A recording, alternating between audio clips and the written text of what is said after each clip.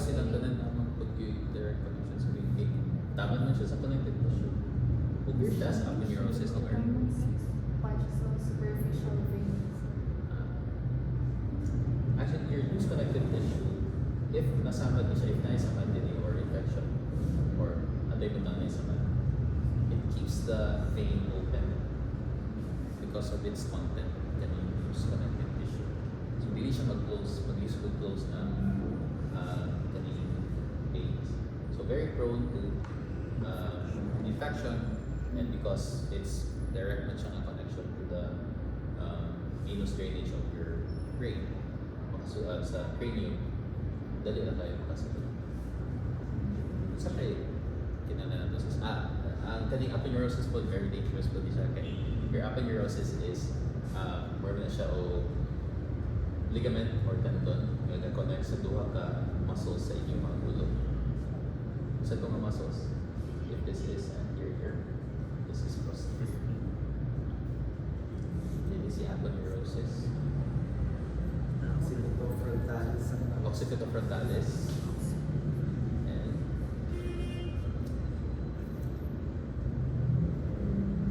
saan yung nasa likod ng muscle? Red din ang muscle down.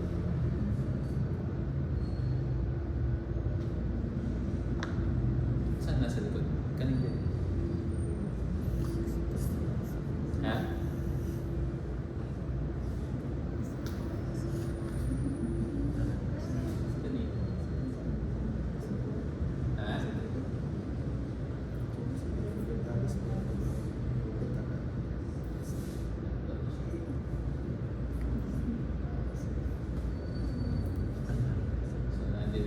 Occipital protuberance, we have originating sa kanina muscle.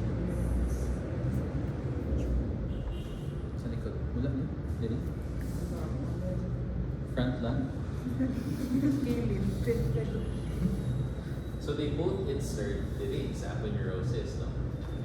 And because of the orientation of their fibers and where they originate, for example, this muscle originates here sa occipital protuberance. Ang pull niya is towards the head.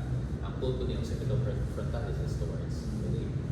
So this is the only thing that's keeping both muscles together. So if gamay nga sa mandilig, isod kayo siya, kung dili siya i-oppose diretso, it's kept open by the pull of these two muscles.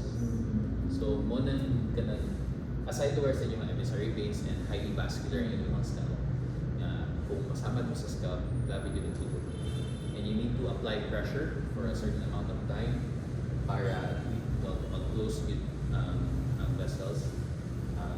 Because isa po na because of this, one of the factors that keeps the wound open are the two opposing forces from these two muscles.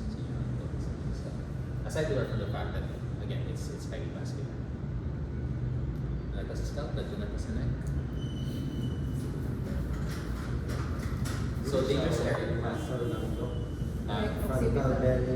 O frontal belly. Occipital belly. Ay, Isa na kamasok ng mga Occipito frontalis. Occiput frontal. Occipito frontalis.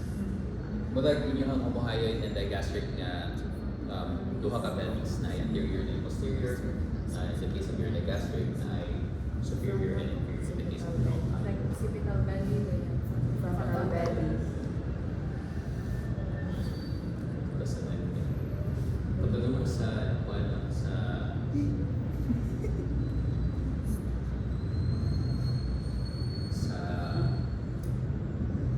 triangles of the neck. So you have your sternum. Mark in your muscle is your sternum. That's your CN, sternum tendinomastoid.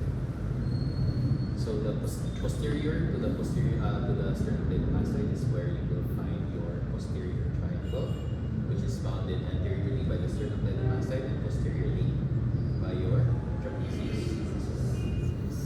Inferiorly by clavicle. So clavicle.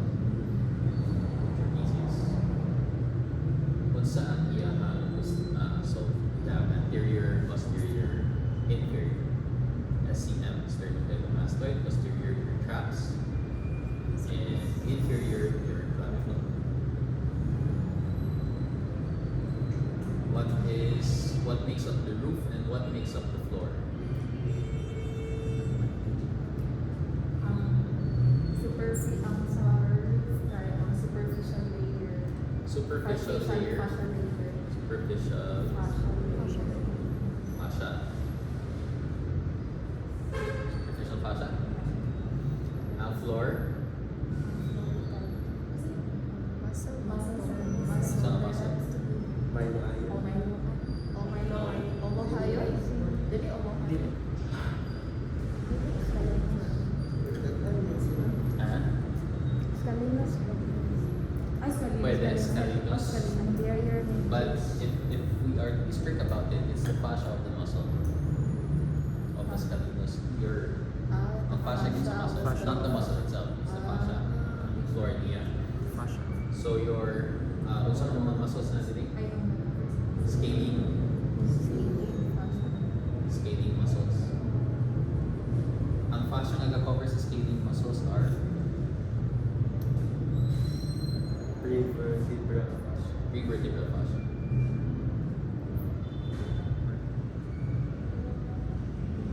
Ito na i-explain ko yan sa mga fascia. So anything that is found between the roof and the floor contents sa inyo ang posterior triangle of the neck. Nasabtan ninyo ang concept sa roof and floor. Okay, if we magkuha ta dili like ato ani slice open dayon ato ang i-face dili mahaya na siya yung roof na dili siya yung floor. Ang taning floor are your muscles. Ang roof is the superficial fascia. Superficial layer of deep cervical fascia or superficial fascia Superficial fascia of gibbs. of the deep cervical fascia. Superficial layer of the deep cervical fascia. Si anterior neck kay ang iyahang medial na border kay dili na ta anterior kay anterior naman anterior triangle. Iyang medial border is imaginary plane o the median plane. Ang iyahang posterior border is your sternocleidomastoid and the superior border is the inferior border of your mandible. Okay, so that's your anterior triangle. Anything that is found within this triangle belongs to your anterior neck or anterior triangle of the neck. Your anterior triangle is also subdivided into pila ka triangles. 4? 4 yun? Digastric, carotid, muscular, submen. Digastric, carotid, vascular, muscular, and segmental. Sige, ato ang tanaw. Kung this is your mandible, inferior, naka-flex or hyperflex. So, this is the midline. This is the thyroid cartilage, cricoid, hyoid, hyoid. So your mylohyoid, your digastric, sa pa borders niya, natipot na si sternocleidomastoid. Okay. So your anterior triangle, kung sino nito? Si mandible, sternocleidomastoid, and midline sa neck. Okay, so that's your anterior triangle. Roof of your anterior triangle. Superficial layer of the deep cervical fascia. The floor is pretracheal. Pretracheal fascia. Your submental triangle, kung saan ang borders, you have the knee sa midline. Ang medial border is the median plane. Ang inferior border kay hyoid bone. And lateral border is anterior.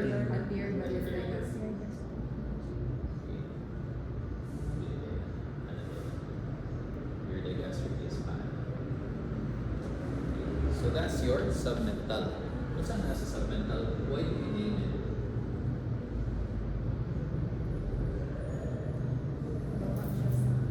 Ha? What's ang nadiha? So when you study triangles, when you study spaces, include the contents. Okay, that's the reason why we name the spaces that we name. Okay, na ay something significant sa sulod bilang. Okay. So kung muna bahala sa contents. What's the other triangle gani? Digastric. So you have your digastric superior belly of the digastric. Kung loop siya dili sa iyong greater horn, lesser horn of the hyoid bone.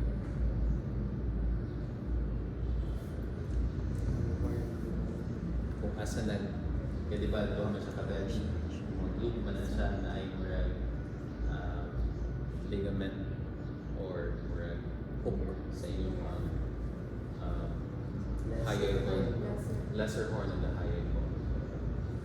So mag-loop siya, padulong sa likod. So that's the digastric. Ang iyahang boundaries are digastric triangle sa anterior. Anterior belly. Digastric muscle. Anterior belly. No. Anterior belly. Anterior belly of the digastric muscle, that's the anterior border of your digastric triangle. Ang posterior border is lesser. Posterior or saan siya? Inferior border? Posterior border. Lesser, what's that posterior border? Posterior belly. Posterior belly of the digastric muscle. What's that yung superior? Mandible. Mandible. Tama? So that's your digastric triangle. Adluntag ka, kung saan next yung triangle? So study po the contents. Si Juan, si digastric triangle, carotid. Carotid triangle, carotid muscles. Sige, so carotid triangle, ano sa iyahang borders? Superior. Ay, Omohyoid.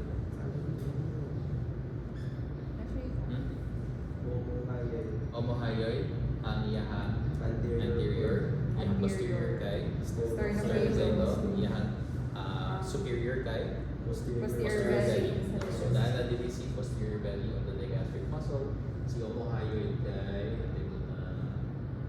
this is sternohyoid, then omohyoid. So this is your carotid triangle. C. Omohyoid. Superior. Sorry, yeah, superior.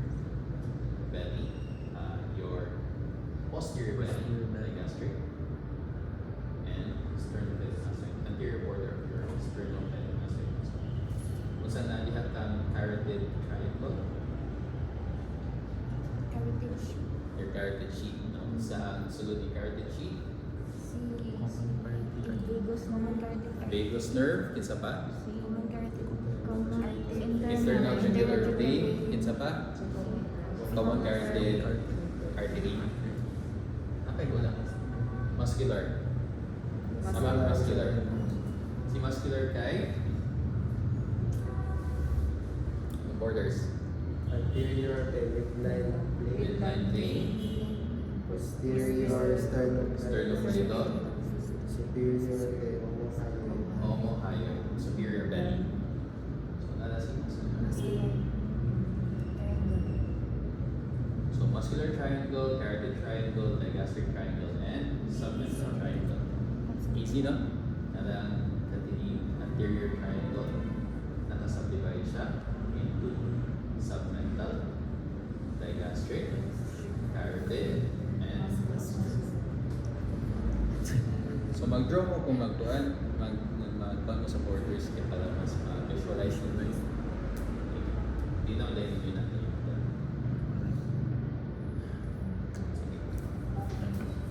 Ay, sorry. Okay. Okay na to. Okay na to. Pag di mo mong inyo, okay, para ma-memorize mo ninyo. So, saan na siya? Ang iyong neck na ito, ang mga sa cross section sa iyong neck, where I better visualize the different compartments. Your neck is covered by cross section dito ni kandiling. Okay, so what we have skin. The underneath the skin, your subcute, also known as your Superficial fascia. So within the superficial fascia is a thin muscle called, this is anterior, this is posterior. The thin muscle called your platysma. This platysma kaya makita dili sa cheeks, over the mandible, unang sa dili, covering the anterior neck, mag-insert siya asa deltoid Deltoid. fascia. Merge siya with the deltoid fascia. So, ang importante dili sa platysma that invested within the superficial fascia.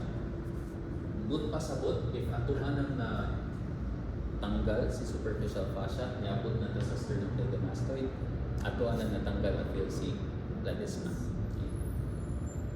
So within this sort of container, term as container, there are numerous other compartments. Okay, so you have one compartment here, two on both sides, and another that surrounds some beams.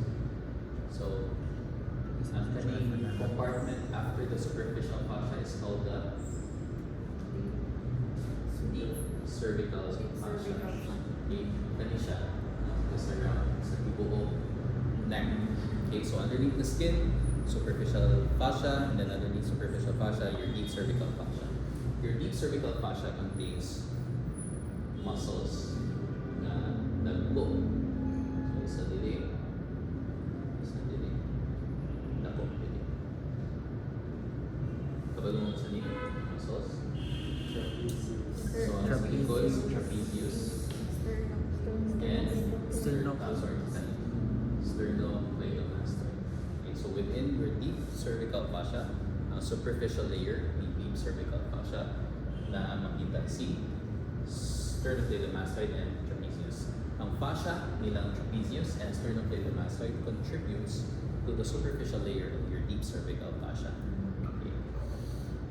Sa ilalong pagyatila, covered still by the deep cervical fascia are your infrahyoid muscles. Your omohyoid, your sternohyoid, your sternothyroid. Okay, connects the thyroid cartilage to the sternum. So yeah, so covered yapon sila sa deep cervical fascia. Likod pag yung deep cervical fascia is another compartment. This is called, ang covering niya is Pretracheal pretracheal fascia. And this covers contents before the tracheum and likod sa likod sa trachea. Okay? So this is, for example, yung trachea, ang likod sa trachea ay esophagus, and ang front ng trachea ay thyroid gland. Okay?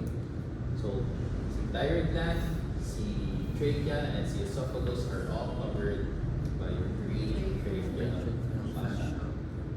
Napailain dili, may nakasulod kang pretracheal fascia within the pretracheal fascia na compartment. Nerve. Recurrent laryngeal nerve. Okay, recurrent laryngeal nerve. So pretracheal fascia, that's isig kakilid niya are two other compartments called carotid sheath. Carotid sheath, which encloses your common carotid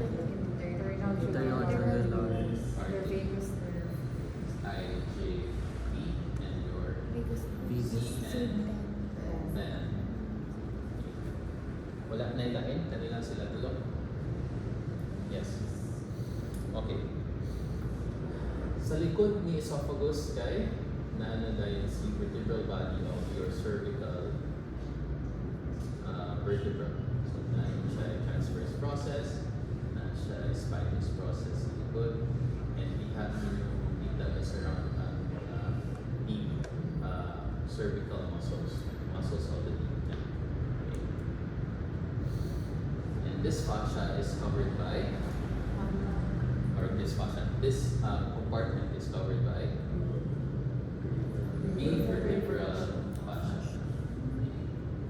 Main vertebral fascia. So the surrounds ang trachea and kind of neighboring structures, pre-trachea, the surrounding vertebra, and surrounding structures, pre-vertebral fascia. Anterior, C, pre-trachea, posterior, C, pre-vertebral. Okay. So pamay natin.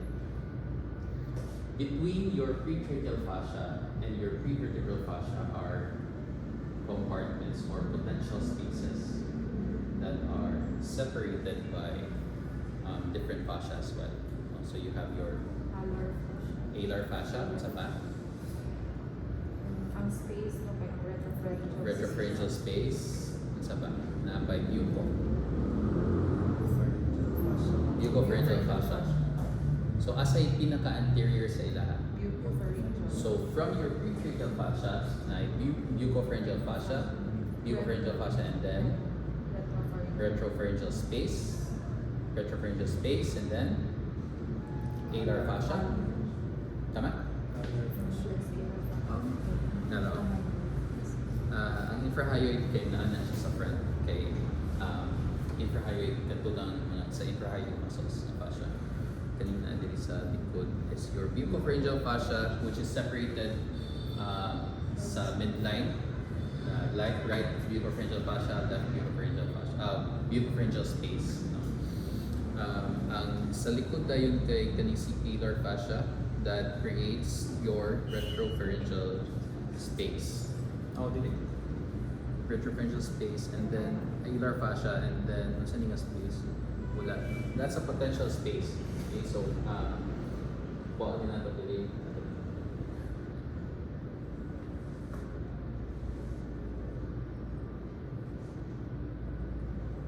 Okay, so this is your retropharyngeal space. And then likod ni retropharyngeal space kay C, alar fascia. Okay, alar fascia. This is a potential space. Okay. Normally, flat na siya because of the contents of the neck, the push down. But because it's a fascia man siya ang surrounds say if this becomes filled with fluid or cellular debris from an infection, pwede di siya mag-create o filled in a space. Normally, flat yun na siya. And why is that? What's the clinical importance? Because this is because its surrounding layer is fascial na. If na-infection dili sa sulod, dili siya makagawas. Munahog siya. And if you look at your gross anatomy, the space, your alar fascia continues down into the mediastinum. Okay. So, if this is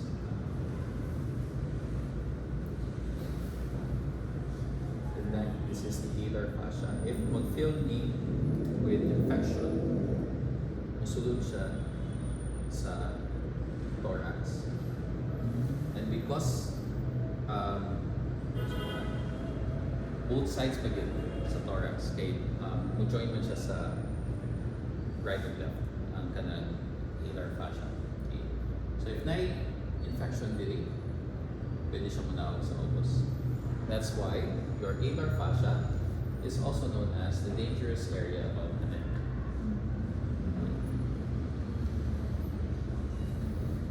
Questions? Wala na.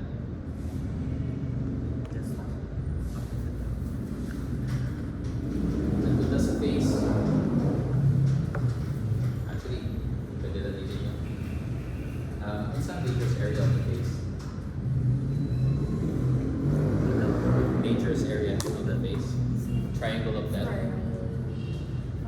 It's the bridge of the nose. Bridge of the nose to the both sides of the lips.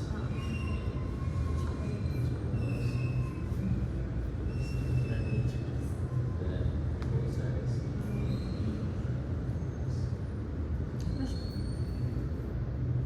Ganong dangerous area man siya? Inferior ophthalmic vein. Hmm? Ito mag-vein sa inferior ophthalmic vein. Si inferior ophthalmic vein, asa siya mo agi? Sa campus. Sulod siya dili. So, your facial vein travels from dili sa ubos out to the facial vein communication. Okay. Then, sulod siya to drain into your one of the veins of the face, your facial vein, drains this area and this area. Padulog siya sa, drain siya into the inferior ophthalmic vein, which drains into the cavernous sinus. And gamay lang na, dili gamay, but recent studies, has to have more, grabe good nga abscess sa kaning area before siya mahimong more clinically significant sa nga maka-cause with meningitis. So, if na-infection dili, nag-pop out pimple or so lang, infection dili sa within this dangerous area, ang drainage niya is going padulong sa inferior orbital vein, which drains directly to the cavernous sinus, which drains the meninges and the venous drainage sa iyong cerebrum. So pwede yun nga mag-spread ang infection dito, pwede siya mag-result to meningitis. But again, more recent studies, mingon sila nga grabe yun nga severe nga abscess sa diri before maka-result to meningitis. But still, very important structure, anatomical structure to be familiar. Questions, clarification.